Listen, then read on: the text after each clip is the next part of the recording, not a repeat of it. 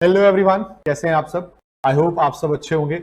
और बच्चों, मई 25 के ग्रुप 1 के एग्जाम्स खत्म हो चुके हैं और इन ग्रुप के एग्जाम्स के अंदर accounts, basically advance accounts, law और टैक्स को लेकर पेपर मिक्स रिव्यूज के साथ रहा। सबको कोई ना कोई पेपर मुश्किल लगा, कोई ना कोई पेपर आसान लगा, किसी का अच्छा हुआ, किसी का थोड़ा सा खराब हुआ। लेकिन मैं जो आज वीडियो लेकर आ रहा हूं वो ये है कि आप जो बच्चे सितंबर 25 में अपना एग्जाम देने वाले हैं, ताकि वो अभी से अपनी प्रिपरेशन शुरू कर सके।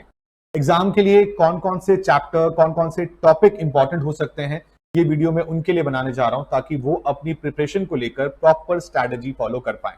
और अभी से लेकर करीबन 4 महीने हैं आपके एग्जाम के अंदर, तो आप अगर अभी से प्लानिंग करके चलेंगे, उन चैप्टर्स पे, उन टॉपिक्स पे पूरा फोकस करेंगे, तो आपके लिए ज्यादा आसानी हो जाएगी। जो बच्चे मुझसे पढ़े हुए हैं, आप जानते हैं मैं आपको अपने पास 3 पार्ट में बुक देता हूं, पार्ट 1, पार्ट 2, पार्ट 3। पार्ट 1 में हमारे 7 चैप्टर्स होते हैं, पार्ट 2 में अंदर हमारे सारे के सारे अकाउंटिंग स्टैंडर्ड्स होते हैं, और थर्ड पार्ट हमारा एमसीक्यू होता है। और पार्ट 1 और प्लस अगर मैं कंसोलिडेशन जोड़ दूं तो इस बार भी एमसीक्यू को मिलाकर 78 मार्क्स का एग्जाम में कवर हुआ है। तो अगर आप ध्यान से देखें अपने पास यहां पर, तो करीबन ये वाला जो पोर्शन है, ये वाला पोर्शन इस बार भी 78 मार्क्स का एग्जाम में आया, और हर बार ऑलमोस्ट 65-70 इस तरह की वेटेज इसकी होती है। यानी कि पार्ट 1 जो हमारी बुक है ना, अगर आप वो भी कर लेते हैं, इसमें 7 चैप्टर्स कौन कौन से हैं? फाइनेंशियल स्टेटमेंट्स हैं, बायबैक है, इंटरनल रिकंस्ट्रक्शन है, अमलगमेशन है, कैश फ्लो है, इन्वेस्टमेंट है, AS 13, ब्रांच है, और कंसोलिडेशन AS 21।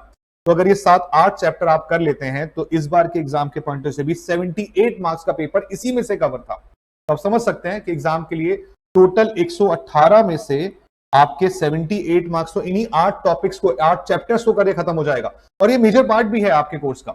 हम भी क्लासेस के अंदर इसे करने में करीबन 50 क्लासेस लगाते हैं। तो अगर आपने ये 78 मार्क्स को अच्छे से कैप्चर कर लिया, प्लानिंग कर लिया, तो आपके एग्जामिनेशन तो इजी पक्की हो जाएगी, और फिर बाकी आए आपके एएस वाले पार्ट से आपके 20 मार्क्स और आसानी से निकल सकते हैं। देखो कितना बचा, इसके अलावा 40 बचा। 40 में से कहता हूं 20 भी अगर आप ले आए, तो अपना आराम से 80 मार्क्स आप कवर कर जाएंगे। सोचिए इस बात को, हर बार पार्ट 1 का जो ये पोर्शन होता है, जो ये बहुत स्कोरिंग पार्ट होता है, इसी में से कवर बनता है। और मैंने इन्हीं के बेसिस पर आपके लिए कुछ इंपॉर्टेंट चैप्टर्स जो सितंबर 25 के लिए होने वाले हैं वो बनाए हैं, और उसमें से कौन कौन से टॉपिक भी हो सकते हैं उनकी बात भी कर रहा हूं। तो आप जाकर इस वीडियो को सब बच्चों के साथ शेयर कीजिएगा, ताकि सब अपनी प्रैक्टिस के रिगार्डिंग यहीं से शुरुआत कर दें। तो सितंबर 25 के लिए आपके लिए इंपॉर्टेंट चैप्टर, मैं आज एएस की लिस्ट नहीं दे रहा हूं, उसकी मैं अलग से वीडियो दूंगा। मैं आपको इंपॉर्टेंट चैप्टर की लिस्ट दे रहा हूं, यानी कि उन 8 टॉपिक्स में से आपको किस किस तरह में कितने कितने मार्क्स का पेपर एक्सपेक्टेड होगा। और मैं बता रहा हूं फिर से, ये वीडियो फिर से आएगी बाद में, जब ये सितंबर 25 का एग्जाम होगा, जब मैं पेपर का रिव्यू करूंगा, तब भी देख लीजिएगा। करीबन 70 मार्क्स में आपको मैच करा रहा हूं, 70 मार्क्स का पेपर एग्जाम में आया है। तो आपके पास इस बारी एग्जाम के अंदर इंटरनल रिकंस्ट्रक्शन क्वेश्चन नहीं आया है, तो इस बार पूरी उम्मीद है कि अगली बार आपको सितंबर 25 के अंदर 10 से 14 मार्क्स के अंदर इंटरनल रिको का क्वेश्चन पक्का मिलेगा। दूसरा, बायबैक के अंदर हम अपने पास लिमिट बेस्ड क्वेश्चन जो आता है टेस्ट वाला, वो वाला हमें देखने के लिए मिल सकता है। अमलगमेशन फिर से 14 मार्क्स में आएगा। इस बार नेचर ऑफ परचेज था, हो सकता है अगली बार नेचर ऑफ मर्जर की फॉर्म में क्वेश्चन आ जाए। उसके अलावा कंसोलिडेशन में इस बार आपका प्रॉफिट लॉस कंसोलिडेटेड सीपीएल का क्वेश्चन आया है, तो इस बार हम अगली बार के लिए उम्मीद कर सकते हैं कि हमारे पास बैलेंस शीट का क्वेश्चन देखने को मिलेगा। उसके अलावा ब्रांच 6 मार्क्स में इस बारी आपके पास डिपेंडेंट में से trading and profit loss final accounts method आया है, तो हम उम्मीद करते हैं कि अगली बार फॉरेन ब्रांच से या फिर आपके डेटर मेथड्स के और स्टॉक एंड डेटर मेथड में, जो स्टॉक एंड डेटर मेथड है, उसके आने के चांसेस थोड़े बढ़ जाते हैं, तो हम 6 मार्क्स में उससे एक्सपेक्ट कर सकते हैं।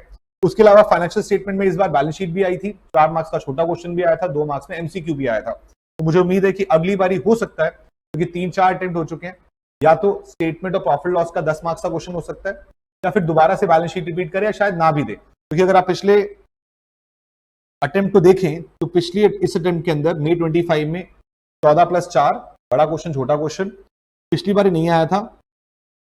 इस बार ये 14 मार्क्स में सितंबर 24 में आया था, उससे पहले 4 मार्क्स में छोटा क्वेश्चन आया था। यही छोटा क्वेश्चन दोबारा यहाँ पे रिपीट भी हो गया। तो अगली बार हो सकता है कि शायद कोई क्वेश्चन आए ही ना, बड़ा क्वेश्चन आए ना फाइनेंशियल स्टेटमेंट से, लेकिन मैं फिर भी बोलूंगा स्टेटमेंट और प्रॉफिट लॉस वाले क्वेश्चन है एग्जाम में, ओल्ड कोर्स में भी आ रखे हैं। पास्ट ईयर एग्जाम क्वेश्चन में एक स्टेटमेंट और प्रॉफिट लॉस का क्वेश्चन है, वो जरूर करना, क्योंकि हो सकता है कि वो वाला इस बारी आपको सितंबर 25 के एग्जाम में देखने को मिल जाए। और उसके अलावा आपके पास कैश फ्लो स्टेटमेंट हमेशा 7 मार्क्स में आ रहा है, लगातार 7 मार्क्स में आ रहा है। इस बार भी एग्जाम में 7 मार्क्स में आया, बट लेकिन इस बार पूरा क्वेश्चन आया था, देखो 7 मार्क्स 7 मार्क्स 7 मार्क्स 7 मार्क्स, यानी कि 7 मार्क्स में कैश फ्लो पक्का है।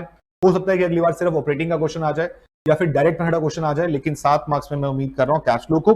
और उसके बाद आपके पास लास्ट है इन्वेस्टमेंट, जो कि इस बार 4 मार्क्स में आया है, पिछले 10 में नहीं आया था, उससे पिछले 10 में भी 4 मार्क्स का आया था, और दोनों बार ना इक्विटी शेयर्स वाला क्वेश्चन आया है। मुझे डिबेंचर और बॉन्ड्स को लेकर उम्मीद है कि शायद 7 मार्क्स में वहां से भी क्वेश्चन पूछा जा सकता है। एमसीक्यू तो वहां से बन ही जाता है, लेकिन फिक्स इनकम वाला पॉइंट आपके लिए अवेलेबल। तो आप सब बच्चे इसको अपने पास, मैं फुल स्क्रीन कर रहा हूं, आप इसका स्क्रीनशॉट ले लीजिए या फिर इसकी फोटो क्लिक कर लीजिए और इन चैप्टर्स को इंपॉर्टेंट मार्क करते हुए अपने पास सितंबर 25 के लिए मार्क कर लीजिए कि आपको सितंबर 25 के लिए इन क्वेश्चंस को फॉलो करना है। समझ रहे हैं आप? एडवांस अकाउंटिंग के इंपॉर्टेंट चैप्टर हैं ये। मैं इसको टेलीग्राम चैनल पे भी शेयर कर दूंगा, आप जाकर वहां से भी इसको डाउनलोड कर सकते हैं। लेकिन लग जाइए, पिछले पेपर को कंपैरिजन करते हुए अपने आप को देखिए कि आपने अब तक, अगर आप सितंबर 25 दे रहे हैं तो क्या आपने उसकी रिविजन कर ली है, नहीं करी है, क्या फुल्ली प्रिपेयर्ड है या नहीं है, टेस्ट की जरूरत है या नहीं है। मैं कहता हूं टेस्ट देना जरूर चाहिए। और जो बच्चे जनवरी 26 के लिए कर रहे हैं उनको भी समझ में आना चाहिए कि अब तक जितना भी कोर्स आप लोग कर चुके हैं उनसे कितना आपको आता है।